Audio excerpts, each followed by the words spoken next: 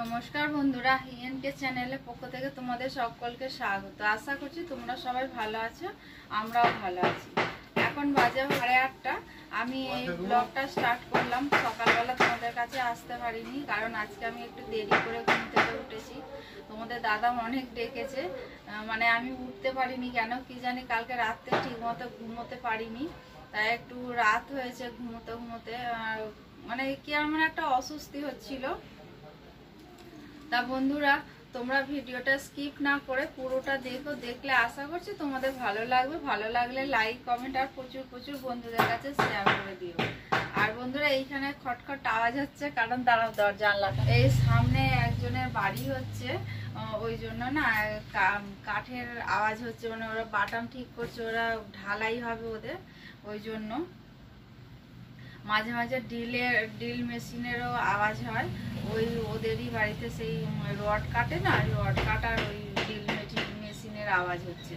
তা বন্ধুরা, আমি ভাত বসিয়ে দিয়েছি। আজকে ডিম রান্না করব, কারণ তোমাদের দাদাকে বলেছিলাম বাজারে যেও না, বাজারে যেতে হবে না, আজকে ডিম রান্না করবো। ওই জন্য কালকে আমার দেওরের দোকান থেকে ডিম নিয়ে রেখে দিয়েছি। আগে আমাদের মায়ের রান্নাটা করব, করে তারপরে আমি ডিম রান্না করব।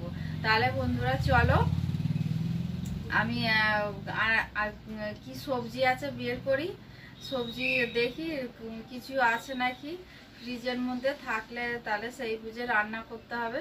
তাহলে চলো, আমাদের চা খাওয়া হয়ে গেছে, তোমাদের দাদা কাজেও বেরিয়ে গেছে, আমি তোমাদের কাছে কিছু শেয়ার করতে পারিনি।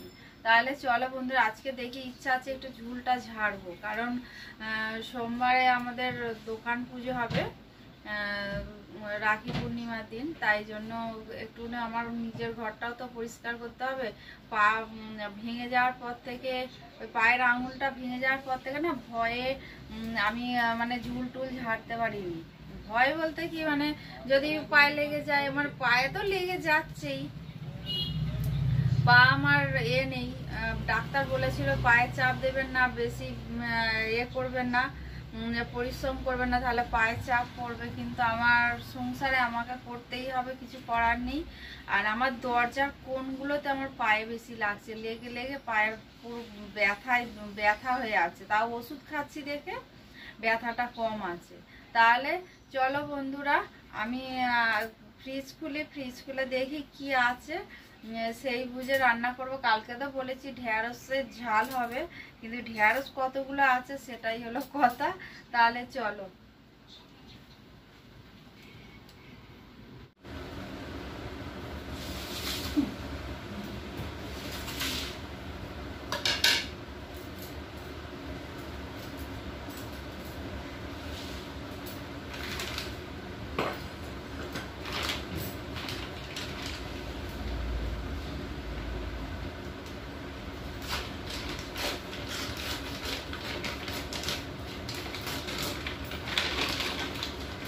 এইগুলো হচ্ছে সোয়াবিনের প্যাকেট।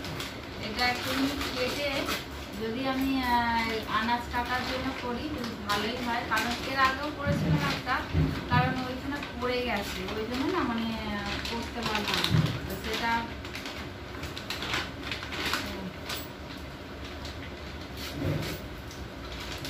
দাও, কাঁচি দিয়ে কাটলে ভালো হবে।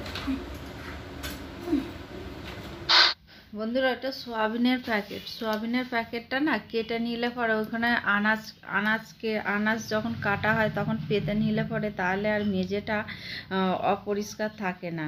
ওই জন্য আমি ওই এর আগে একটা করেছিলাম, সেইটা পড়ে গেছে ওই বাইরের দিকে, ওই জন্য আর ওইটা আর ব্যবহার করছি না। ওই জন্য আবার একটা সোয়াবিনের প্যাকেট আমি কেটে নিলাম। তাই কি রান্না করব চিন্তা করছি, সেরকম কোনো সবজিও নেই ঘরের মধ্যে, শুধু ঢেঁড়স আছে, ঢেঁড়সের চচ্চড়ি করলাম। চচ্চড়ির জন্য আনাজ কাটবো। আর এখন না মানে চোখে খুব কম দেখছি, মানে চোখের সমস্যা, এত মাথার যন্ত্রণা হচ্ছে, চশমাটা খুলেও রাখতে পারি না সব সময়, আর সব সময় পরেও থাকতে পারি না। তা বন্ধুরা, তাহলে আমি আনাজগুলো কাটি, আনাজগুলো কেটে তারপরে আবার আমি তোমাদের কাছে আবার আসবো। তা বন্ধুরা, সেরকম কোনো সবজি নেই ঘরে। ঢেঁড়স, আলু আর ওই আমাদের মায়ের জন্য একটা সবজি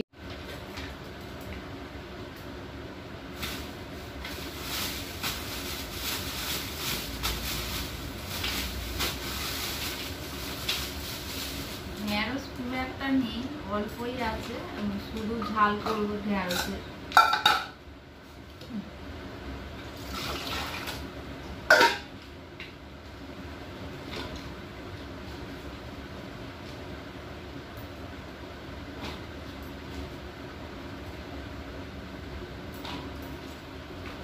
বন্ধুরা আমি সবজিগুলো কেটে নিই, তারপরে আসছি। বন্ধুরা আমি রান্নাঘরে চলে এসেছি, যে কড়া বসিয়ে দিয়েছি, তেল ছিল কড়ার মধ্যে, ওই তেলের মধ্যেই আমি জিরে ফোড়ন দিয়েছি। আমি এখন ঢেঁড়সের তরকারিটা করব। আর এইখানে হচ্ছে আমাদের মায়ের জন্য, মা এই ঢেঁড়সের তরকারিও খাবে, এটাও খাবে, আর ওদের বাড়ি পাঠানোর জন্য ঢেঁড়স আলুর তরকারি। আর এখানে টমেটো কেটে রেখে দিয়েছি, এখানে ডিমের ঝোল হবে, আর হবে সোয়াবিনের তরকারি ওদের বাড়ি পাঠানোর জন্য। তাহলে এই যে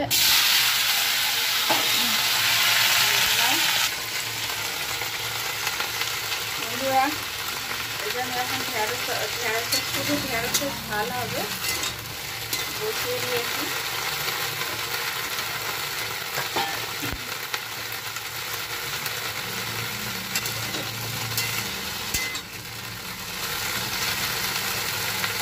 রান্নাটা করি, রান্নাটা করে আমি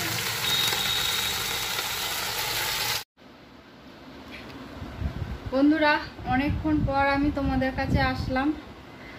আর আমার এমনি রান্নাঘরের বলতে খালি মাছ ভাজাটা বাকি আছে, কারণ কোয়েল 1 পিস মাছ ভাজা, আমি 1 পিস মাছ ভাজা দিয়ে আমি ভাত খাবো। আমি খাবো কালকের বাসি ভাত, আর কোয়েল খাবে সকালবেলা গরম ভাত। আমার এমনি সমস্ত রান্না হয়ে গেছে। ডিমটা আর একটু সামান্য বাকি আছে, ডিমটা বসিয়ে রেখে দিয়েছি। আর আমি মাছটা ভাজবো, মাছটা ভেজে তারপরে আমি টিফিন করবো। তাহলে চলো রান্নাঘরে তোমাদের ঘরেও নিয়ে যাই, চলো। এর মধ্যে ঢেলে ফুটিয়ে নিচ্ছি। আলুটা না সামান্য একটা আমি প্রেসারে সিটি দিয়ে নিয়েছিলাম আলুটা, আর সিটি দিয়ে আবার আমি সঙ্গে সঙ্গে খুলে নিয়েছিলাম বলে না আলুটা একটুখানি সামান্য শক্ত আছে, ও এক্ষুনি হয়ে যাবে। আর এইখানে দেখো বন্ধুরা, ডোরার জন্য 2টো ডিম দিয়েছি, চিকেন দিয়েছি। যেহেতু চিকেন একটু কম আছে ডোরার, ওই জন্য 2টো ডিম দিয়ে দিয়েছি এর মধ্যে। আর এইখানে যে দেখো 2টো মাছের পেটি আছে। এইখান থেকে মাছ নিলে না, তোমাদের দাদা আজকে বাজারে যায়নি, আমি যেতে দিইনি, ডোরাকে চান করানো হবে বলে, ওই জন্য এইখান থেকে মাছ নিয়েছি। দেখো কি সরু পাতলা পেটি একদম। আর একটা ভোলা মাছ হচ্ছে ওইটা ডলের জন্য, কালকে ও দাদাই নিয়ে এসেছিল। তাহলে চলো বন্ধুরা, কড়াটা ধোবো, ধুয়ে মাছটা ভাজতে হবে। আর ডিমটা হয়ে এসছে, ডিমটা হয়ে গেলেই নামিয়ে নেবো। তাহলে বন্ধুরা চলো, আমি আবার পরে তোমাদের সঙ্গে কথা বলছি। বন্ধুরা আমি এমনি রান্না বান্না সব হয়ে গেছে, তোমাদের আগেই বললাম। তা বন্ধুরা কি কি রান্না করেছি চলো তোমাদের দেখাই। আর ডোরাকে খেতে দেবো। এই যে দেখো ডোরার ভাত বেড়েছি, ডোরার ভাত বাড়া হয়ে গেছে। আর এইখানে হচ্ছে যে আমাদের ভাত, আর এইখানে হচ্ছে আমাদের মায়ের জন্য সয়াবিন দিয়ে, আলু দিয়ে, পেঁপে দিয়ে, ঝিঙে দিয়ে একটা ঝোল। আর এখানে ঢেঁড়সের ঝাল হয়েছে।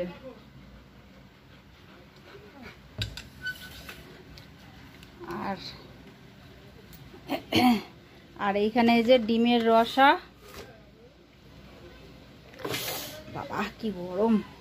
এই যে এখানে লাল লাল ডিমের রসা। আর ওখানে হচ্ছে ডোরার চিকেন, এই যে এইখানে ডোরার চিকেন। আর এখানে কি আছে দেখি, ওইখানে আছে সোয়াবিনের কষা কষা তরকারি, ওদের বাড়ি রাতে রুটি দিয়ে খাওয়ার জন্য। বাবা এক্ষুনি পড়ে যাচ্ছিল ফোনটা। বন্ধুরা ডোরাকে খেতে দিয়ে দিয়েছি। 12টা বাজতে আর 4 মিনিট বাকি আছে, খেতে দিয়ে দিলাম, কারণ আমার একটুখানি কাজ আছে, ওই জন্য ওকে খেতে দিয়ে দিলাম আমি। এই যে দেখো বন্ধুরা, আমার ঘর পুরো নোংরা হয়ে রয়েছে। কতদিন ধরে আমি ঘর ঝাড়ি না, আজকে ভাবছি একটু ঘরটা ঝাড়বো। বন্ধুরা দেখেছো, আজকে যেমন বৃষ্টি হচ্ছে তেমন কারেন্টের এই অবস্থা। কারেন্ট নেই, অন্ধকারে বসে তোমাদের সঙ্গে কথা বলছি। তা বন্ধুরা আর ভিডিওটা বেশি দূর বাড়ালাম না। তোমাদের ভালো লেগে থাকলে লাইক কমেন্ট আর প্রচুর প্রচুর বন্ধুদের কাছে শেয়ার করে দিও। আর আমার সঙ্গে থেকো, পাশে থেকো, তোমরা ভালো থেকো, সুস্থ থেকো, সাবধানে থেকো। এই বলে আজকের ভিডিওটা আমি রাখলাম।